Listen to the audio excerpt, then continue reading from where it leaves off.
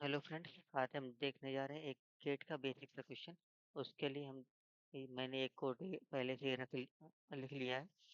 इसमें लिखा है hash includes stdio.h int main int a equal to 5 and b को हमने यहाँ पे जब इनिशियलाइज किया है तो a की वैल्यू दी। तो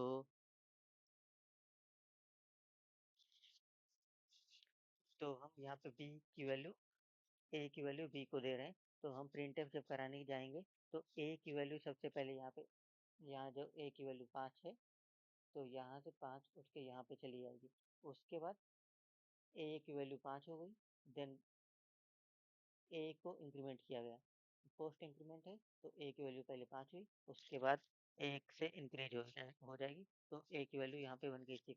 उसके बाद जब यहाँ पे आएंगे तो प्री इंक्रीमेंट है, तो इसलिए a की वैल्यू जो पहले थी उससे एक पहले बढ़ जाएगी, वही वैल्यू हो जाएगी a की।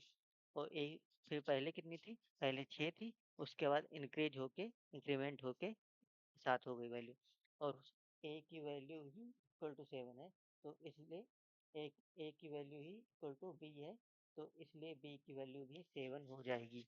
इसलिए जब हम इसको कोड को रन करेंगे तो परसेंटेज टी ए और बी को जब रन करेंगे तो ए की वैल्यू हमारे पास 7 आएगी, ए की वैल्यू की 7 आएगी और बी की वैल्यू भी 7 ही आ जाएगी।